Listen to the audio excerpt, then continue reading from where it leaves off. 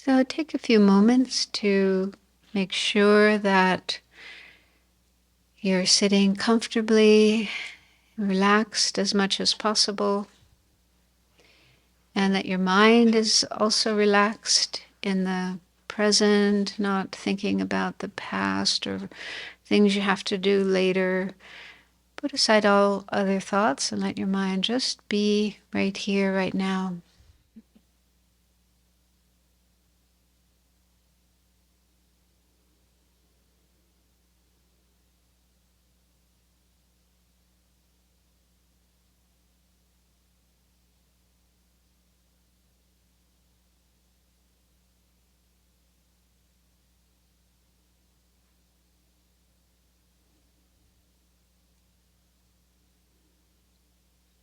And take a few more minutes to renew or refresh the altruistic motivation you generated earlier today.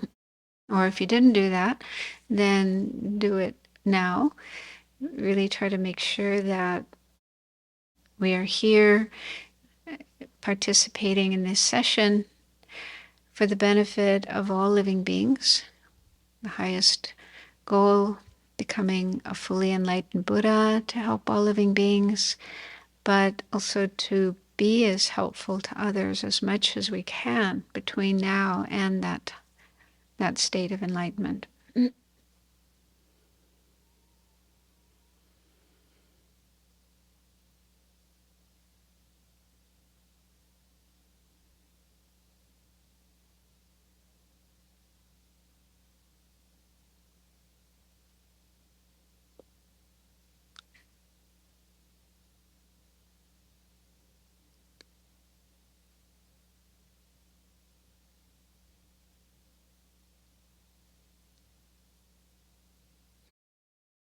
Now for the short meditation.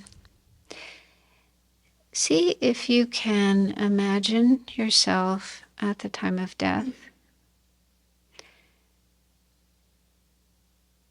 You can imagine being in bed, maybe you're elderly and or you've been ill for a long time and you're in the final stages of life, getting close to death.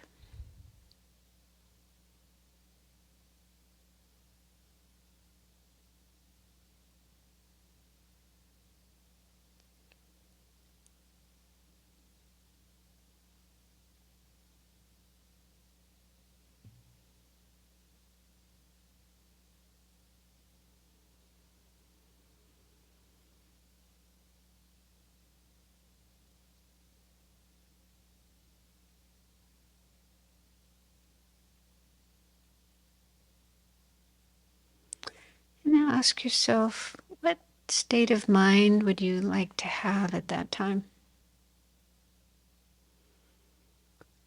Would you like your mind to be peaceful, accepting of what's happening, having positive thoughts, free of anger, impatience, irritation?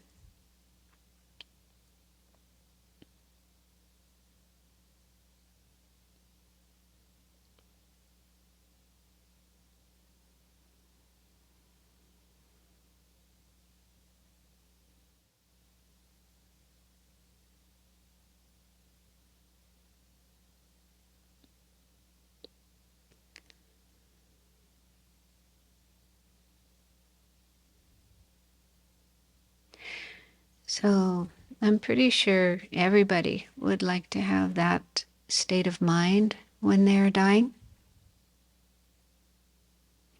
But do you think there's the possibility that disturbing emotions like anger could come up in your mind?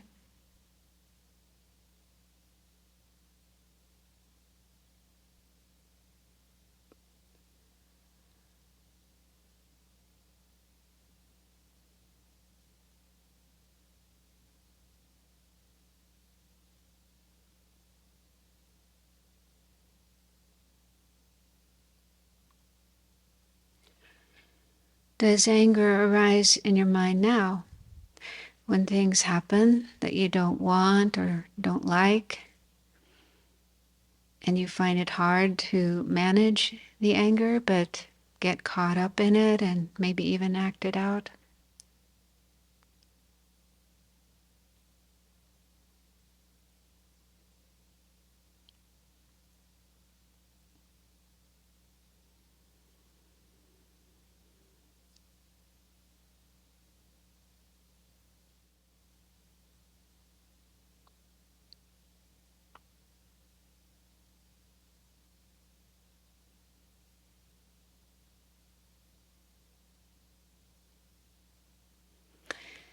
Can you understand that if our mind is habituated to responding with anger, it might be hard to avoid being angry at the end of our life when we find ourselves facing a lot of things we don't like, don't want.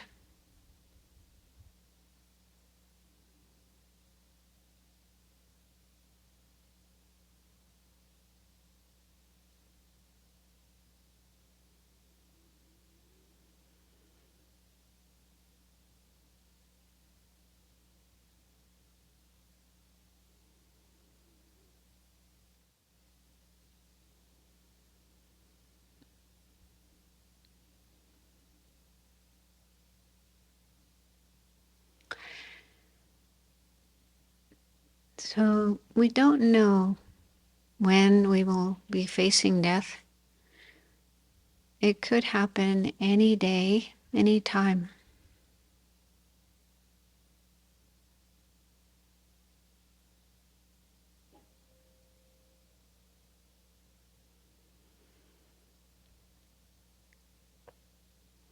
So see if you can recognize the importance, the urgency of learning how to manage anger. Not only for the time of death, but also for the time between now and then, and for future lives as well.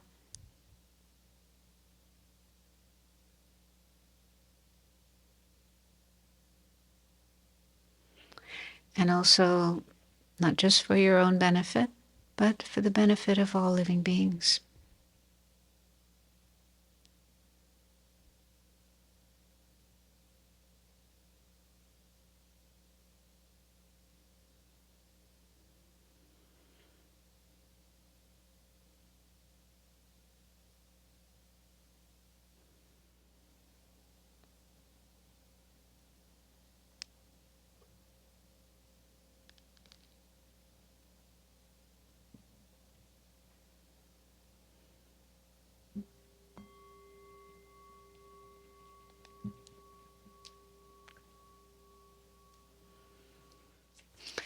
So, I have been asked to start reviewing chapter 6 of Shantideva's text, Guide to the Bodhisattva's Way of Life.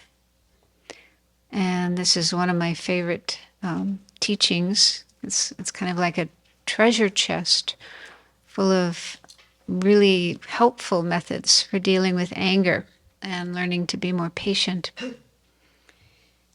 And I believe Venerable Chuni already did a review on the first 6 verses of chapter 6, but that was in October, 6 weeks ago or so. So it doesn't hurt to go through those again.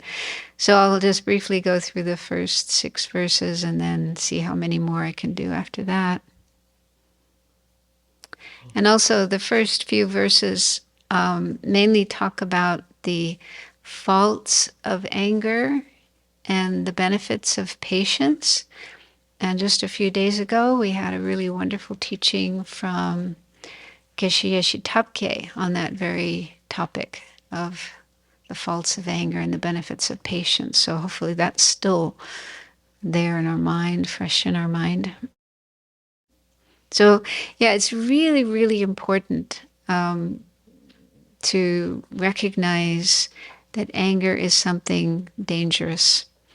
And I was thinking about that insignia. It's kind of a universal insignia with a skull and crossbones Apparently it goes back to the Middle Ages. It started in the Middle Ages, but now, it's there on certain products like cleaning products and so on. So when you see that, or on signs, maybe when there's some dangerous substance in the air, when you see that sign, we know, oh, danger. There's danger there. I have to be careful. I have to stay away, or just be really, really careful. Take precautions. And yeah, so we need to develop that same awareness with regard to anger. Yeah, to see that anger is something dangerous, deadly. Well, maybe deadly. I don't know. Could be. Yeah, because when people get angry, then they kind of lose their mind and sometimes do things that cause injury or even death to themselves and to others. So, yeah, it can be deadly. But then there's further consequences of anger that will unfold later in this life, future lives, and so on. So it's definitely it's bad news. So we really need to see that clearly, so that even in situations where it may seem like anger is the appropriate response, and we may feel justified in being angry and acting it out, we need to have that awareness in our mind that says, no, no, no, oh, no, don't do that, don't do that, that's dangerous. Okay, so in general, chapter 6 is on the topic of patience, which is the third of the 6 perfections. And it's quite a long chapter. It has 134 verses. And it covers topics like the faults of anger, the benefits of patience, and then how to stop ourselves from getting angry, and how to increase our patience. And it talks about 3 types of patience. One is not getting upset about suffering and learning to bear it. I think it's called voluntarily accepting suffering. So that's actually the first one that is talked about in this chapter.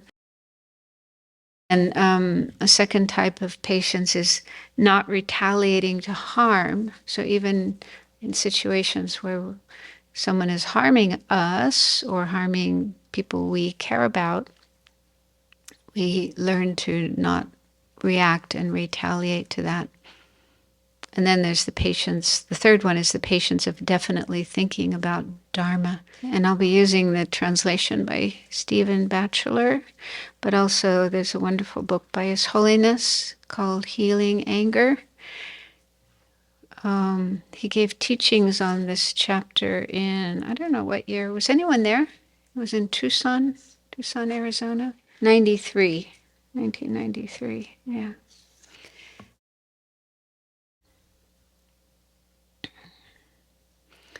Okay, so the first verse of this chapter says,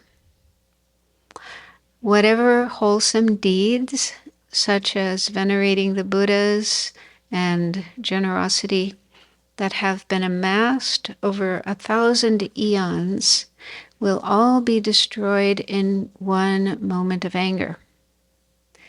That's pretty shocking. But it seems that that is talking about a situation where a lower bodhisattva gets angry at a higher bodhisattva. So we recently went through that with Geshe Yeshe Lundrup, all these different scenarios of different beings getting angry at other beings, and depending on where you're at in the path, and depending on the person you're angry at, where they're at in the path, then different amounts of virtue, merit can be destroyed or damaged. So I'm not going to go through all that again. Yeah, so it's this verse is mainly talking about a bodhisattva getting angry at another bodhisattva. And my guess is none of us here are actually bodhisattvas. I could be wrong, but I know I'm not. But yeah, even if we're not bodhisattvas ourselves, it's still very damaging, very harmful for us to get angry especially at a bodhisattva. Because a bodhisattva is a really special person. They have spent a long time, many lifetimes, working on cultivating love and compassion and bodhicitta and the six perfections and so on. And they finally get to the point where their bodhicitta arises naturally, spontaneously, without having to make any effort. So they're a person who's constantly thinking about others and doing everything they do for the benefit of others, trying to help others, and creating the causes to become Buddhas, fully enlightened Buddhas, so they can help all living beings become Buddhas as well. So we're talking about a person with a really extraordinary mind and heart and way of behaving. And so getting angry at such a person is particularly negative and will damage the virtue that we created. That means it'll take us longer to reach our goal of enlightenment. And there's a possibility of being born in an unfortunate rebirth if we don't purify. So these are results we definitely don't want. So we should really try to avoid getting angry at bodhisattvas. But then the tricky thing is we don't always know who is a bodhisattva because they're not always advertising themselves, and there's no list somewhere of, who are all the bodhisattvas nowadays in the world. So so to be safe, we just try to avoid getting angry at anybody. Although, of course, that's not easy to do. But at least when anger does arise in our mind, we learn to notice it and try to avoid acting it out and apply antidotes to decrease it and free ourselves from it and transform our minds into something more positive.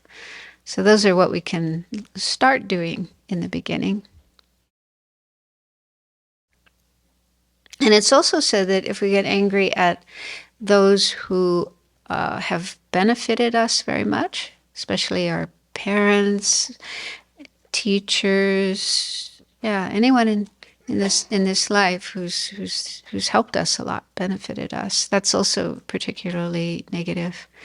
And also anger at the Sangha, monastics. So we're kind of in a difficult situation here, dangerous situation, living with Sangha members and, living very closely, intimately, and working and so on. So it's a tricky situation where we could easily get angry. But on the other hand, that gives us the opportunity to recognize that we do still have anger and not be lulled into thinking, oh, I'm such a patient person, I don't have much anger. When you live by yourself, you can easily think that way, oh, I'm such a patient person. But that could be illusion. So, and then there's also the practice of purification. So if we do get angry and even act out of anger, then there's every day we can practice 35 Buddhas, Vajrasattva, various practices to purify our karma. So those are some things we can do for now. And then learn antidotes. Like this chapter 6 is full of wonderful antidotes that we can use. And it's good to meditate, to contemplate the antidotes before a situation arises. If we wait until we're already fully angry and then we think, okay, Shantideva, what should I do? It's it's better to get familiar with the antidotes ahead of time and then be prepared so that when we find ourselves in a situation, anger is coming up in our mind, we can bring those up. We can think of those. And but it's very difficult to do that in the beginning. So initially, when we're first starting to work on anger, we'll probably get angry and maybe act it out before we're able to do anything else. But at least then we can use that situation, like, when our mind is more calm, we can sit down and think back over what happened and try to recognize what was going on in our mind, what we were thinking, and so on. And then find antidotes, and think, okay, if I ever find myself in that situation again, this is what I can think, this is what I can do, so that we can prepare ourselves for future situations and hopefully do better next time. And it's also really important to be kind to oneself, not beat oneself up. This is a tendency many of us have, to get angry at ourselves for having anger. And it doesn't, anger at ourselves is still anger. And we don't want to increase our anger. We don't want to put energy into anger so it grows.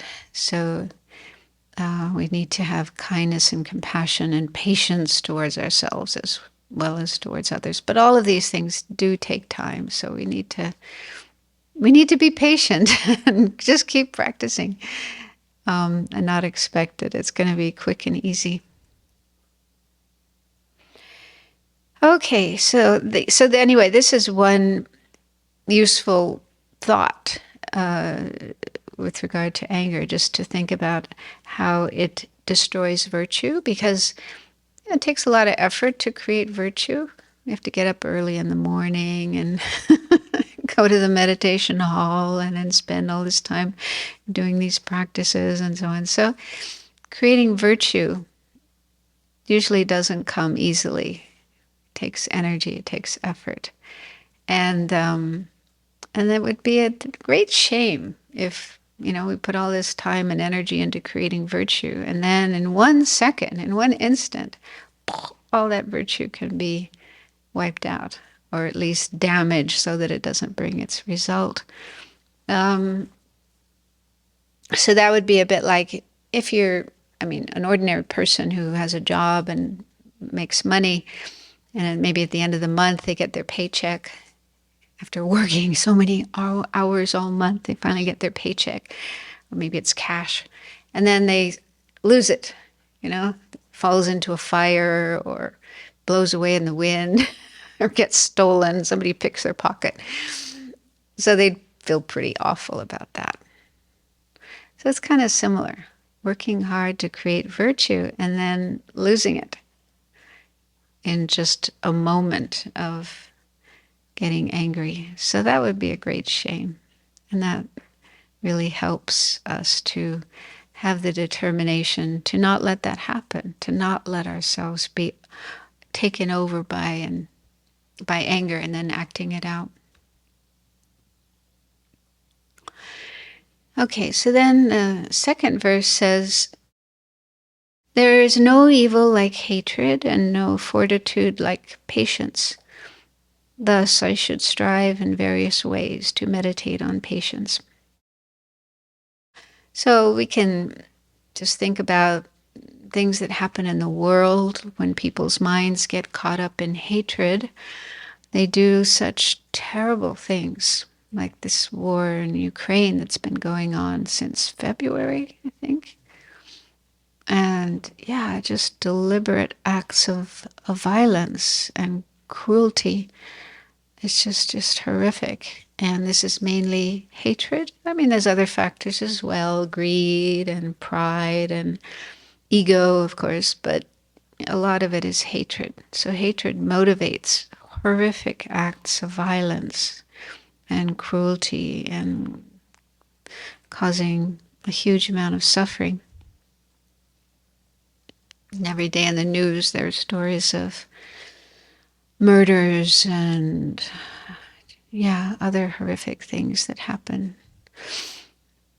So those are like visible results of anger or hatred.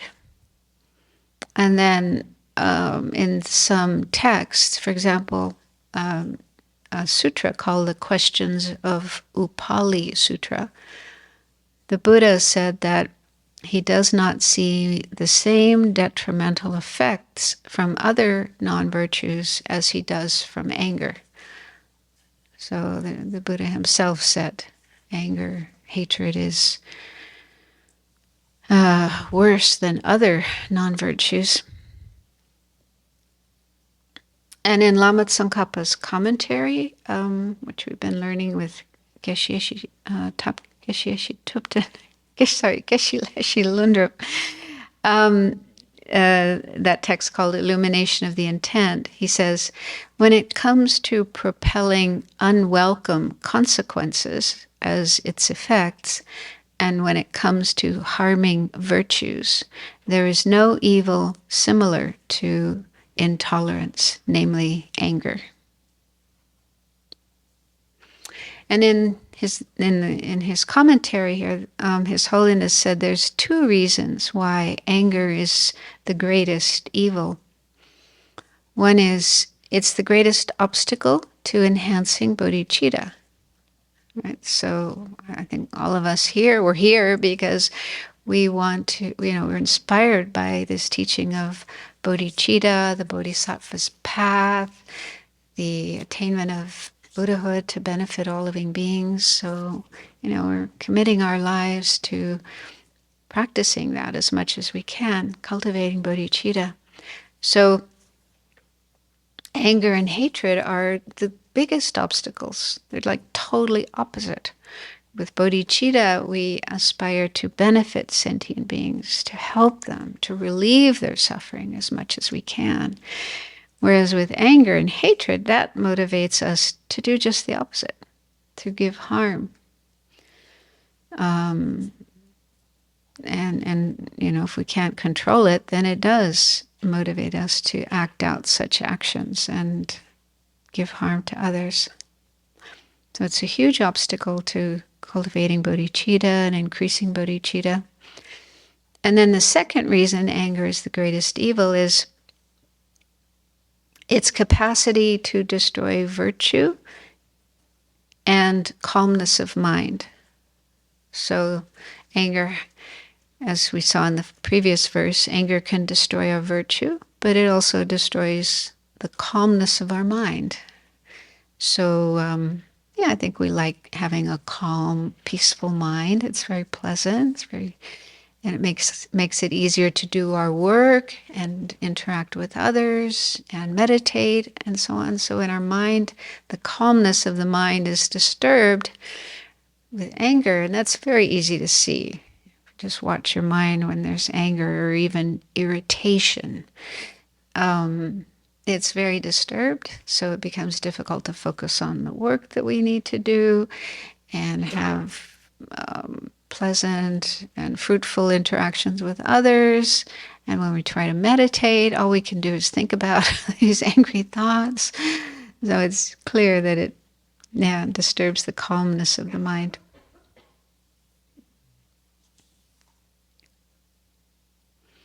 And he also at this point explains the difference between anger and hatred and says that here, when in this chapter, Shantideva is talking about hatred, shedang in Tibetan.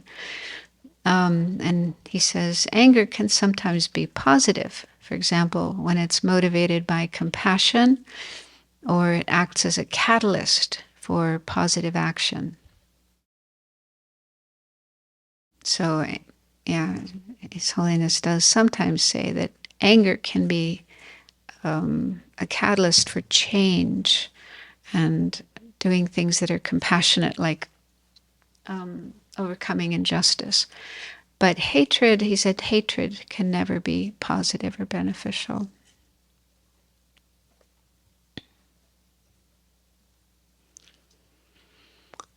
Then verse 3 talks about some more disadvantages of anger. My mind will not experience peace if it fosters painful thoughts of hatred. I shall find no joy or happiness. Unable to sleep, I shall feel unsettled. So it's good to check what happens in our body and our mind when there's anger, and I'm sure we've all done that. We can see it easily. It affects our ability to be happy and to enjoy things, even our favorite food or going for a walk in nature, which we normally love. But if our mind is caught up with thoughts of anger and hatred, then we can't enjoy anything. Nothing gives us happiness. And it becomes difficult to sleep. If you have a lot of angry thoughts going on in your mind, then it's hard to fall asleep. And even if you do fall asleep, you might wake up in the middle of the night with these angry thoughts in your mind and have difficulty going back to sleep.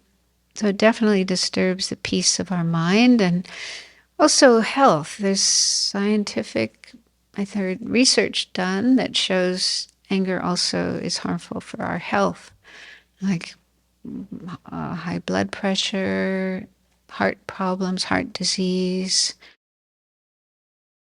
So it's toxic. Anger is toxic, both for our body and our mind. It also affects our ability to think clearly. So if we have to make a decision or some kind of choice that's very, very important, and it can be difficult to make a wise, skillful decision when our mind is caught up in anger. So, in brief, it harms us in this life and in many lives to come. And then verse 4 talks about some other disadvantages of anger. He says, a master who has hatred is in danger of being killed even by those who, for their wealth and happiness, depend upon his kindness. So, I guess this is talking about a person who's like an employer and has employees. And if the employer has a lot of anger and hatred and mistreats, abuses employees, then they might end up killing him. I can't think of any case of that, but there probably are cases of that happening in the world. But what came to my mind was this this story I read about a father, and this is in Russia. There was this man who was a father, and he had 3 teenage daughters that he kind of imprisoned. He kept them at home, wouldn't let them go out, and was very controlling. And he abused them over and over and over again, physically, emotionally, sexually. And finally, one day they killed him. So I think this happened about 4 years ago. And it's still going on. I think the girls were arrested and put into prison. And, of course, it's not a good thing to kill your father. But on the other hand, I guess they just felt desperate. And I think they tried going to the police sometimes, but they were just ignored. Because some societies seem to have this attitude that, oh, men can do what they want. A husband can beat his wife, a father can abuse his kids. It's fine, no problem. We're not going to get involved in that. So anyway, that's one one case of that illustrates this. Yeah. So even though they were children of this man, and probably did depend on him for their wealth and their life, but because of his hatred and his cruelty, then he ended up being killed by them. So this kind of thing can happen. I'm not quite sure how specific it is, but over the years we've had a number of mass shootings in our post offices that an employee went in, it was either the manager or somebody, or even, going after the person in authority that they work under that has either annoyed them or frustrated them or done something harmful, and just shooting them. Mm-hmm. Just happened at a Walmart in Virginia. There was a disgruntled employee who was fired, and he came back and was shooting. Yeah. Killed 6 people. So another disadvantage of anger that People might get so angry at us, they might kill us or harm us in some way. Okay, the 5th verse says, by it, friends and relatives are disheartened. Though drawn by my generosity, they will not trust me. In brief, there is nobody who lives happily with anger.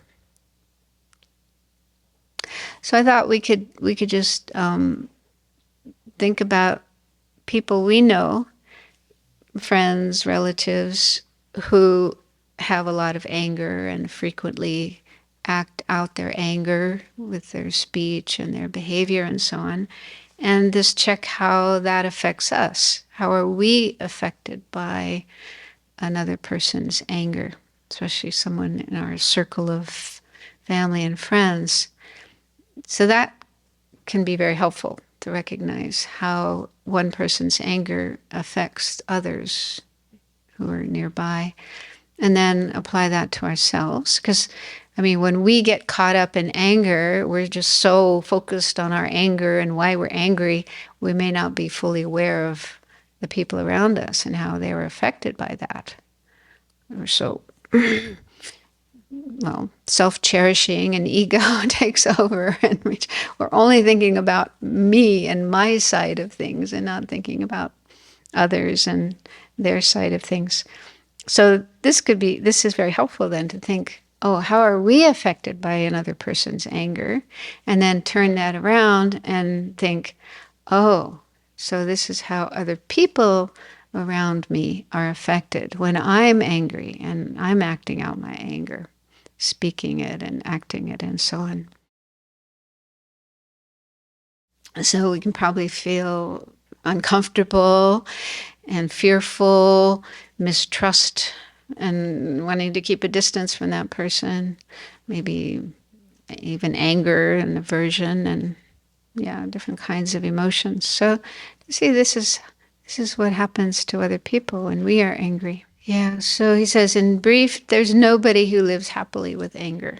I think that's true. Anger just destroys happiness, destroys peace of mind. It's just the opposite to a happy state of mind. So then, verse 6 says, hence the enemy, anger, creates sufferings such as these. But whoever assiduously overcomes it finds happiness now and hereafter. Here he's calling anger the enemy anger. So I think we need to be careful about that. Venerable Japel spoke a little bit about this in her BBC the other day. Careful not to identify with our anger. It can happen so easily. I think it's just natural. Whenever emotion comes up in our mind, there's this tendency to identify with it. And that is me. That is who I am. And so with all this talk about, the disadvantages of anger and how anger is so bad, anger is the enemy and so on. If we identify with our anger, then there's this sense of, oh, that means I am bad. When anger arises in our mind, I am bad. I am my own enemy. So this can be kind of subtle, but we need to look out for it because, again, it's not appropriate to then turn our anger against ourselves and feel I am my own enemy and I have to destroy myself or punish myself somehow. So in that way, we're just creating more suffering for ourselves, not getting ourselves out of suffering. So it's important to understand the problem is anger. And what is anger? Anger is just a mental factor. It's just one aspect of our mind among many, many, many aspects of our mind. And it's not always there. We can see that for ourselves if we watch our mind. We can see there's moments when we're not angry. Anger isn't in our mind. It's something that is transitory, comes and goes. It's occasional. It's an occasional visitor to our mind. Maybe some people have it more often than others, but yeah, if we're being realistic about our experiences, we'll probably see that, yeah, there's a lot of moments when it's not there. It's comes and goes. And so it's not who we are. Because there's lots of times I'm here, but not anger. So if I was my anger, then when there's no anger, then I wouldn't be here. I wouldn't exist. Yeah? So that's kind of a simple way of thinking about it. But yeah, just to recognize I am not my anger. Anger is just a mental factor that sometimes pays a visit, pops up in the mind because of causes and conditions. Now, I don't think anybody really chooses to get angry, wants to get angry. I don't know. That would be a bit perverse, to get up in the morning and say, I want to be as angry as possible today. I want to have continuous, nonstop anger in my mind. I don't know. There might be people like that, but that's pretty weird. I don't think any of us are like that. So we don't choose to have anger. We don't have control over it. But rather, causes and conditions come together and then poof, it pops up. This is actually something Shantideva talks about later in this chapter, about how anger arises due to causes and conditions. Many, many, many, many causes and conditions. And we don't have choice or control over most of those. So it's not really our fault. So it doesn't make sense to get angry at ourselves and blame ourselves when anger pops up in our mind. We didn't choose. And the good news is there's lots of remedies, lots of antidotes. And if we familiarize ourselves with those, learn those, practice those, then gradually our anger will get weaker and weaker, will come up less and less often. And even when it does come up, we'll be on top of it. We'll be able to manage it rather than it being on top of us. So this verse is kind of a summary of the faults of anger. It's an enemy, it creates suffering, and so on. And then the last two lines is talking about patience and the opposite of anger. So if we are able to overcome anger, then we will find happiness now and hereafter. So he doesn't sort of go into details at this point with the benefits of patience, but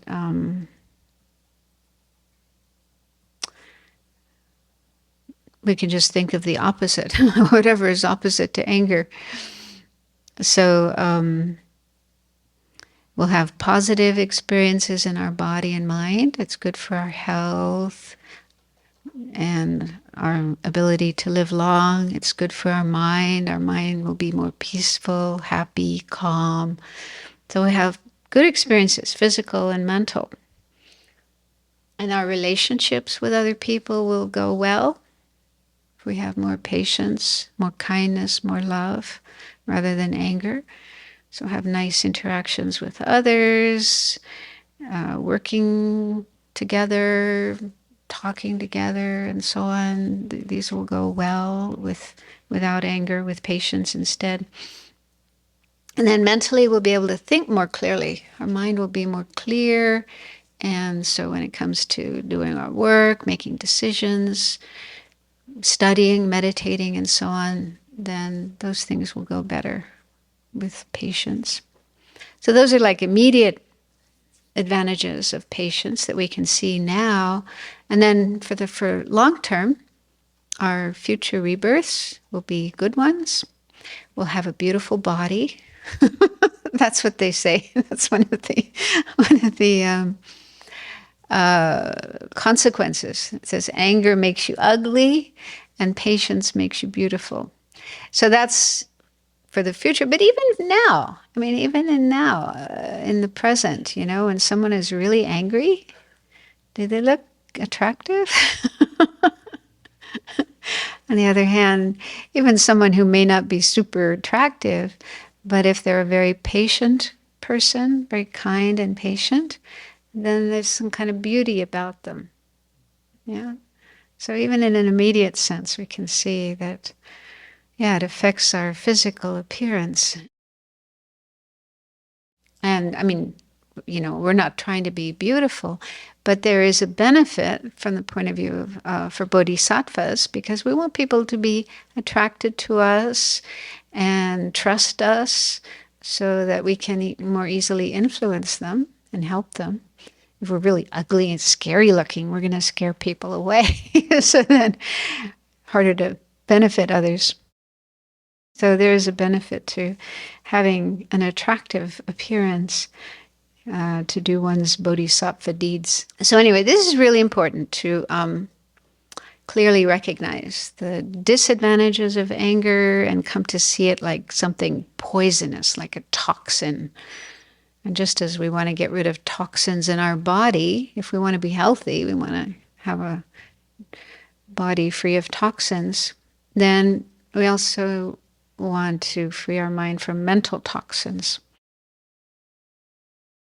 So we need to see anger as harmful, dangerous, poisonous, toxic, and then see its opposite, patience, love, compassion, as healthy and beneficial. And in his commentaries, Holiness says, once we clearly recognize the faults of anger and the benefits of patience, we will have enthusiasm to decrease anger and increase. And then a good place to start is investigating the causes and conditions of anger. So this is a very Buddhist way of looking at things. What are the causes and conditions that give rise to anger? And if we can identify those, we can lessen those, stop those, and then we'll stop anger from arising. So the next verse, verse 7, says, having found its fuel of mental unhappiness in the prevention of what I wish for and in the doing of what I do not want, hatred increases and then destroys me.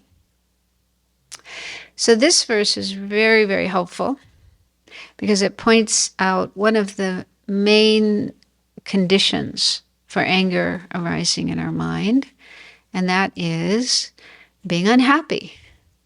Having a unhappy, unsatisfied, discontent mental state. So we can do an experiment. We can look at situations where anger was coming up in our mind and then just check what was going on in our mind before that. Was our mind feeling happy and content and satisfied, calm and peaceful, or were we already on edge? Were we already feeling kind of unhappy about something, grumbly, grumpy, cranky, discontent about something? We'll probably find that, our mind was already in a kind of bad state. We woke up on the wrong side of the bed, or something happened that we were unhappy about, and we're still carrying this, this unhappiness around with us. And then another thing happens, and then poof, that's like the last straw that triggers off anger. So if we can watch our mind and try to avoid unhappiness, discontent, dissatisfaction, there's less chance that anger will arise. So Geshe Yeshitake talked about this the other day. And he said it's really important to learn how to keep our mind positive no matter what happens. And we have plenty of opportunities to train in this, because there probably isn't a day that goes by that there isn't at least one, but probably more than one, occurrences that go against what we want. Yeah, we want things to happen in a certain way, and then they don't happen that way. They happen in the opposite way.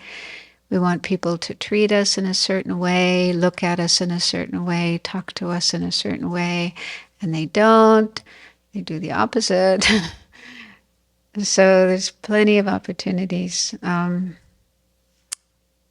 where we could get unhappy and discontent, and then that's followed by anger. So so it's good to recognize this sequence. Something happens that we don't like, or it doesn't happen the way we want it to happen. Then we feel unhappy about that, discontent about that, grumbly, then anger. So we can make the determination to be mindful, aware of what's going on. And when there are things happening that we don't like, use those situations to practice, to do something. Learn to be more patient. There's also lots of methods in the Lojong thought transformation teachings, how to transform adverse conditions into the path. Tonglan. So I was thinking about this recently because last winter, and I think the winter before as well, I found that I would get these cuts on my fingers. Sometimes I don't even know where they came from, but suddenly there'd be a cut on my finger and it wouldn't heal because of the cold and the dry and washing my hands a lot, and it'd just be there and painful because you're using your fingers, especially typing on the keyboard. So it's like painful, and it started happening again recently. You can see it, you often see me with band-aids on my fingers. I'm trying to protect myself. But I made this decision. I'm not going to let this upset me. In the past I got kind of fretful about it. So this time I thought, okay, I'm going to practice Lojong. I'm going to practice Tonglen when this happens. So I hope I can keep that up. So far, so good. Although yesterday I kind of blew it a little bit when I had to walk up the hill because I was walking up the hill like, poor me, they didn't come to plow my driveway. I couldn't drive. I have to walk. Nobody came to pick me up. So I could recognize that was self-cherishing. And I didn't manage to keep my mouth shut. I didn't say anything, but still kind of sliding into that state of mind.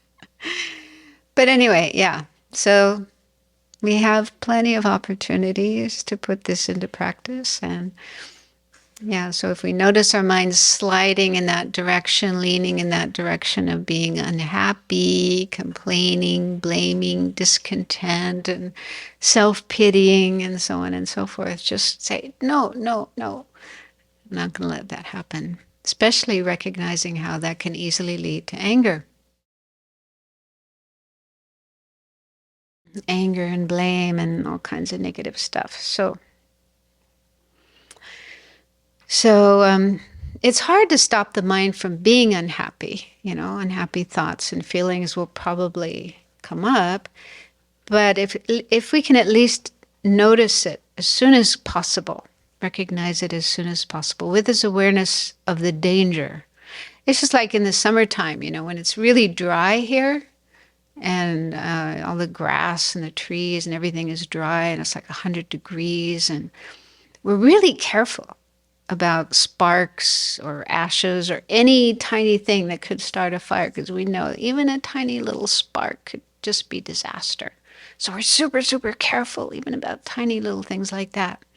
So kind of similar, if we can recognize that a spark of discontent, unhappiness, complaining, whatever, that kind of thought coming up in our mind, that could lead to anger.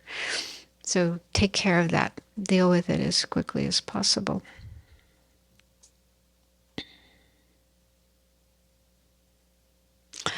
Then verse 8 says, therefore I should totally eradicate the fuel of this enemy, for this enemy has no other function than that of causing me harm. So what Shantideva is saying is, like, he's making a commitment to overcome mental unhappiness, because he sees that is like fuel for hatred, or that's like the spark that can cause anger and hatred to arise. And that is such a harmful thing. It brings nothing but harm, suffering, problems now and in the future. And of course, it's a huge obstacle to achieving our goals, especially enlightenment. And at this point in His Holiness's commentary, he talks about the difference between the enemy of anger and an ordinary enemy. I think this also comes up somewhere else in the text, that an ordinary enemy isn't always engaged in harmful activities. Maybe sometimes they do negative things, but at other times they're eating and sleeping and playing with their kids and, just doing normal things, not harmful things. They're not constantly 24 hours harming us. However, hatred, the enemy of hatred or anger, doesn't have any beneficial function. Its only function is to be harmful, to destroy. And that's what Shantideva says. This enemy has no other function than that of causing me harm. So that's helpful to realize too. There's nothing really beneficial about anger, except they do say that the one good thing about anger is that it can be overcome. It's possible to get rid of it. But I think it's also my experience, and I heard Geshe-ma Kelsang Wangmo say this as well, that another benefit is that when it does arise in our mind, it gives us an opportunity to learn a lot, to learn about anger and its effects and understand it better and learn how to work with it. And if we do work with it and reduce it and increase the opposite states of mind, we grow a lot in our practice. We learn greater wisdom, greater patience. So it's an opportunity for growth and learning. It's not really so much a benefit of anger itself, but rather if we have the right attitude and if we work with the anger in a skillful way, then it can be an opportunity for learning and growth. So it's a little bit like, some kinds of substances that are normally poisonous, but they can be used as, like, I don't know, like snake venom, I think is an example. Snake venom, normally it's poisonous, but there's some benefit to it, something beneficial we can do with it if you use it in the right way. It's an antidote, okay. Well, it's also vaccines. Don't they take a small quantity of the actual virus or the thing that's harmful? They take a small quantity of that and make it into a vaccine to protect. Yeah. Homeopathic medicine is like that as well. Yeah, so there are examples of that where you have this thing that's normally harmful, poisonous, could be harmful, but it's used in a skillful way to actually protect you or cure you or benefit. Yeah, so that's not to say, we should strive to have more anger so that we can work with it. But when it does arise, if we're very skillful, then we can use that situation to help the growth of positive qualities and creating virtue as well. So if we can transform that situation and have more patience rather than anger, we're creating virtue, we're purifying negative karma and so on. So that's some benefit. Okay, so the next verse, Shantideva is expressing his commitment to combat unhappiness, the fuel of hatred, his action plan. So he says, whatever befalls me, I shall not disturb my mental joy. For having been made unhappy, I shall not accomplish what I wish, and my virtues will decline.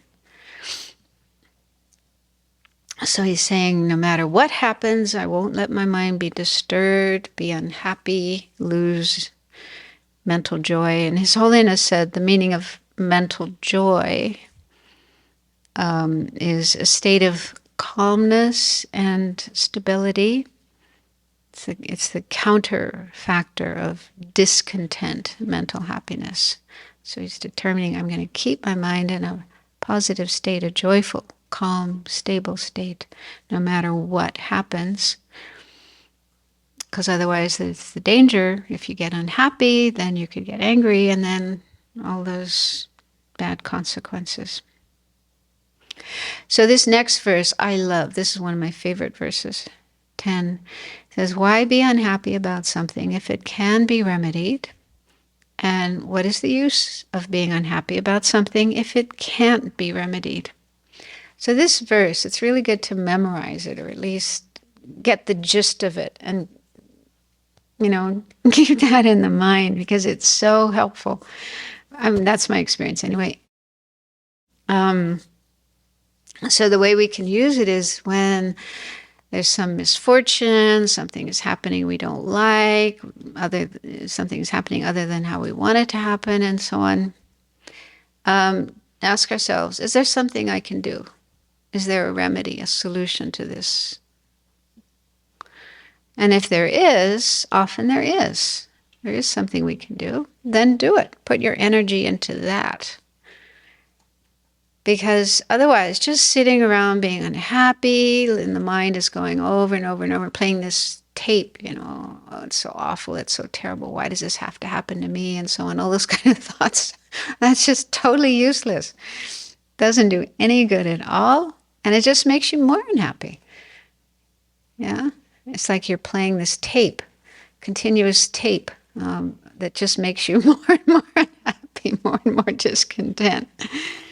So that doesn't do any good. So look for a solution and apply the solution. The solution may not work, but at least you try, and it might work. It's possible. So there often are solutions, things we can do about a problem, and we might be able to solve the problem. But there are also situations where there's nothing that can be done, like the weather. If we say, I don't want it to snow today, I was going to go on a picnic. Well, we can't change the weather. That's not possible. So, yeah, there are situations like that we can't do anything. We can't stop the problem. We can't get rid of the problem.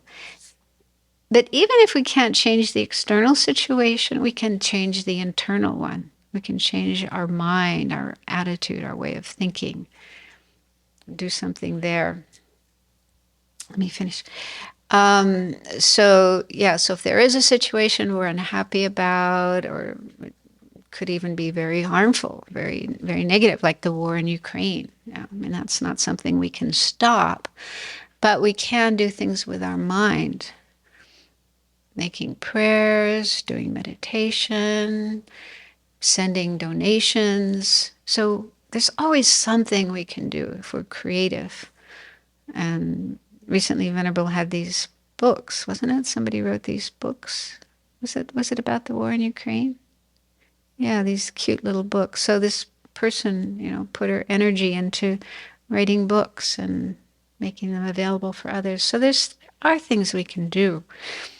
And that will help our own mind to stay positive, peaceful, happy, and also it will probably affect the people around us. Because if we're sitting around being unhappy and complaining and blaming, then other people will do the same. It's like a virus that spreads. So that's not helpful for anybody else. But if we can keep our mind positive and do positive things, constructive things, that will affect others. They will be able to be more positive. They may also think of constructive solutions that they can use. Often when I'm angry, I want to do something about it. But then I get confused, like, what should I do? And so it's like, I get stuck in that, like, oh, I can do something about this. Well, what is it? And then I think, oh, that's, I don't want to just jump into like some reactive mode, in which I often do, just go confront the person right away. So I think, you have to get out of that angry state of mind before you can figure out what's the good thing to do. Definitely. Yeah. solutions we come up with based on anger will probably not be very effective. I remember one time I was visiting my mother, and we were watching the news one night, and there was a story about some animal activists somewhere in the Midwest who raided a mink farm and opened the cages and let the minks out. And they were talking about what a disaster this is, because minks are like really vicious, and so them running around in the forest will endanger other species. So even though they had this wish to benefit the minks and get them out of those cages and safe as well, because otherwise they're going to get killed and their fur made into mink coats. So there was some positive attitude there, but first of all, they did something illegal. They stole property. They should have raised the money and bought them and took care of them, and then endangering other species. So sometimes when there's anger in the mind, our mind doesn't think very clearly, and the solutions that we come up with will just make things worse rather than better.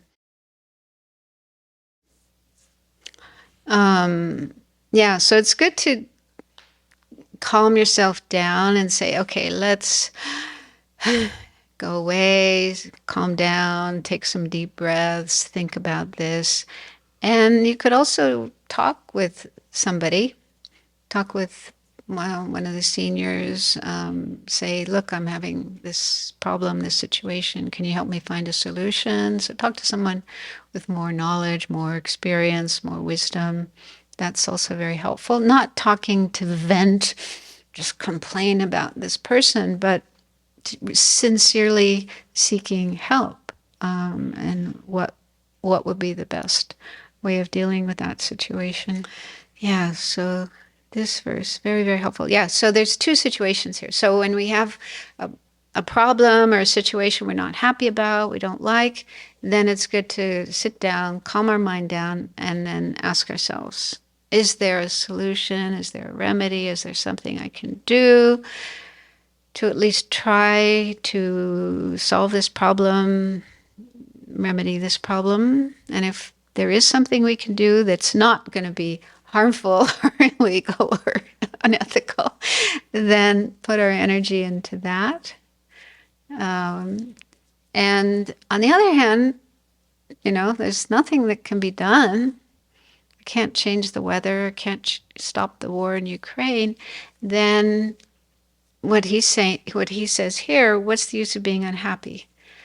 Just letting our mind dwell in unhappiness. Oh, isn't this terrible? Oh, why does he have to do that? Oh, those kind of thoughts. It's not useful at all. Just keeping our mind unhappy.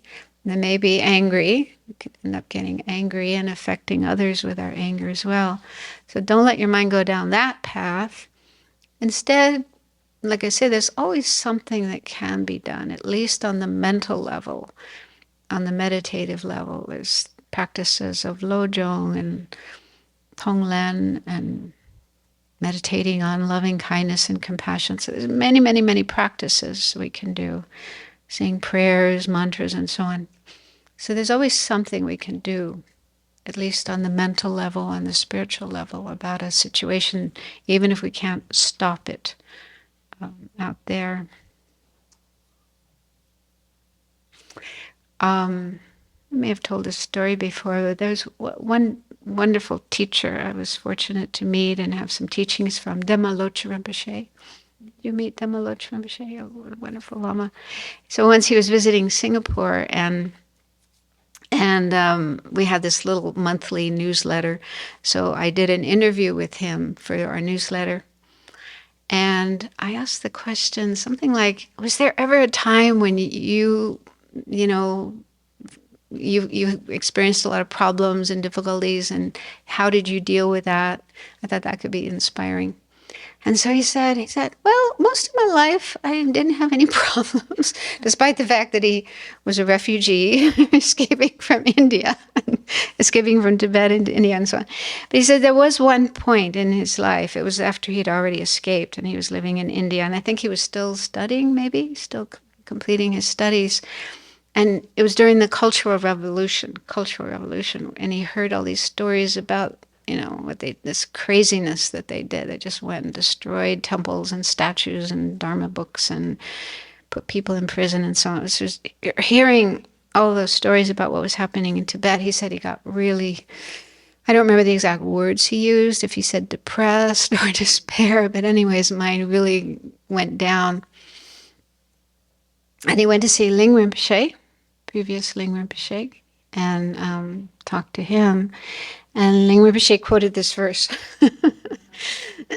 And he said that snapped him out of it. That really helped him get out of that state of mind and get back to his studies. And yeah, so it's, very, very helpful. It's similar to the serenity prayer. The serenity prayer in Alcoholics Anonymous. It's kind of similar. Although that adds, what is it, God or... Sorry? You can leave God out, yeah. Or you could say Buddha. So it's, how does it go? Now grant me the serenity to accept the things I cannot change, to change the things that I can, and this is the wisdom. And the wisdom to know the the difference. Yeah, that's one thing that isn't quite in Shantideva's, and I think it's very helpful. So look at, okay, what can be changed? And if there's something that can be changed, do it. But on the other hand, there's things that cannot be changed, and so those need to be accepted, and to have the wisdom to know the difference. I think that's very beautiful, wonderful prayer. Number 11, he says, for myself and for my friends, I want no suffering, no disrespect, no harsh words, and nothing unpleasant. But for my enemies, it is the opposite. Okay. So, so this situation is rooted in self-grasping ignorance. So we have this sense of a real solid I that exists independently and inherently, objectively on its own. So that's very much at the core of our existence. And in reality, there is no such I. But most people never check if it's true or not. They just go along with it. And our mind is so habituated with thinking this way from beginningless time. So it's just like a really deep, long-term habit. So we have this strong sense of I. And then we also have a strong sense of I versus others. So there's an I over here and then other over there. And they also seem real, solid, independently existing, objectively existing. And then among others, we tend to discriminate, the opposite of equanimity. So those that I like, and that's based on whether they make me happy or not. So if they make me happy, if they're good for me, they're my friends. I like them.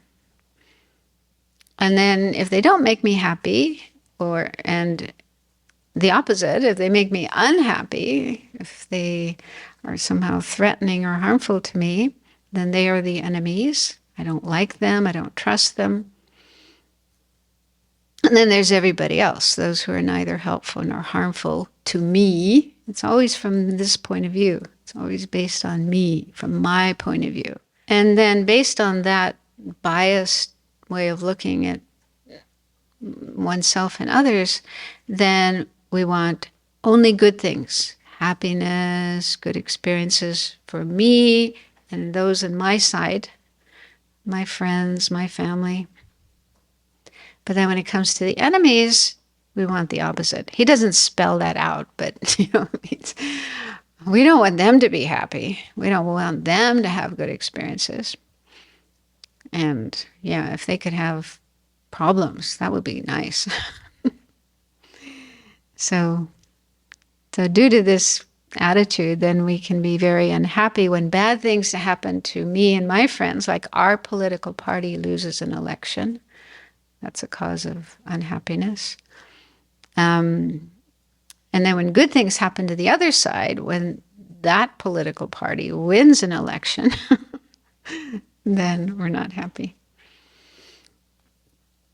So His Holiness said this verse is talking about the 8 worldly concerns. So basically feeling happy and delighted about pleasant things and being miserable about unpleasant ones. And usually the 8 worldly concerns are explained in terms of just oneself. Good things happening to me versus bad things happening to me. But here, Shantideva extends them to include others as well. But that does seem to be the way our sense of I works. Our sense of I, me, mine, does expand and include my friends, my relatives, my political party, people on my side, people who think the same way I do, Buddhists versus the others. Yeah, so, and then the others who are not part of my group and my way of thinking, have a different way of thinking, they become the enemies. So then when, good things are happening to me and my friends, my relatives, we feel happy about that. When bad things are happening, we feel unhappy about that. But I was thinking about, it seems like there's a fine line between this kind of attitude and compassion. Yeah, because if a friend, let's say a Abbey person living in the Abbey, one of the Abbey residents is sick or in pain or unhappy, depressed, going through difficulties, we're affected by that. It's hard to be happy when that person is unhappy or unwell. So that looks like compassion on the one hand, but it could also be this kind of attitude of this biased attitude. And I've heard His Holiness say this. I don't know where it's written, but I've just heard it like in public teachings. He says that if our compassion arises only for family and friends, then it's not genuine compassion. I don't remember the exact words he uses, but it's kind of tainted, maybe more of attachment than genuine compassion. Because genuine compassion, ideally, should extend to everybody, not just my family, my friends. But on the other hand, I think we have to start somewhere. And if we can at least have compassion for family and friends, that's better than not having compassion for anybody. So as long as we recognize that, okay, this compassion that I feel for my friends and my family, I would like to have that for others, even the other side, even people making war, the people making trouble, people thinking in a totally opposite way to me. So working on that, having compassion for them as well. I just realized we're out of time. Okay. There's 2 minutes if somebody has a question, a burning question. This is more of a comment, but I watched a lot of TV shows growing up, and some of the main characters were like kind of crazy, like psychotic, or really depressed, or just very nervous kind of characters. And sometimes I wonder, like, because this actor has been generating this kind of mind for years for their work, like, I wonder what that does to their mind.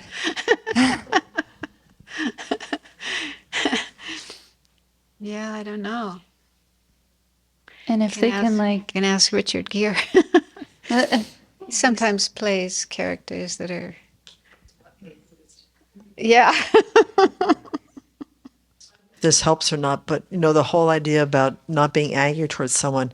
And Venerable said, even if you go up into the forest and you get up there and you get into the middle Bodhisattva loop and you just yell and stamp your feet as loud as you can just to let off steam and get it out, she says you're still habituating that mind. So I don't know whether that has some comparison, but it's like the mind itself, the generating of that mental factor, even if it's fake, because some of these great actors, I mean, they just embody the feeling so much that it, it's like they step into the role so completely. It's the same mind. It's not like it's somebody else's mind's doing the job.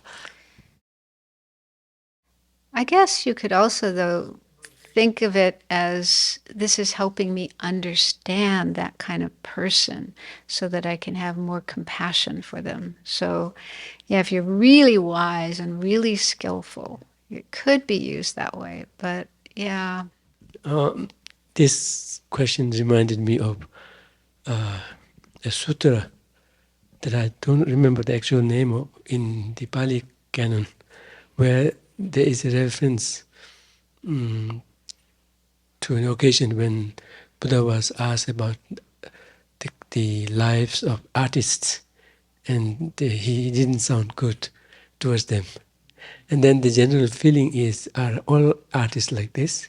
Or how do we parse the Buddha's words there in the explaining artist?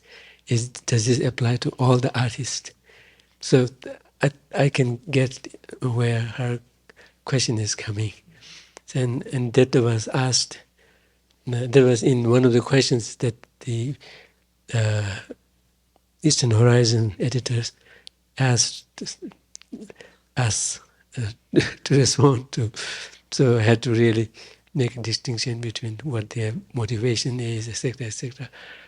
But definitely the trend is there in the case of artists, where they kind of play into the hands of their audience, irrespective of whether it is ethical or unethical. And that's how the trend can get them deeper and deeper into the habit.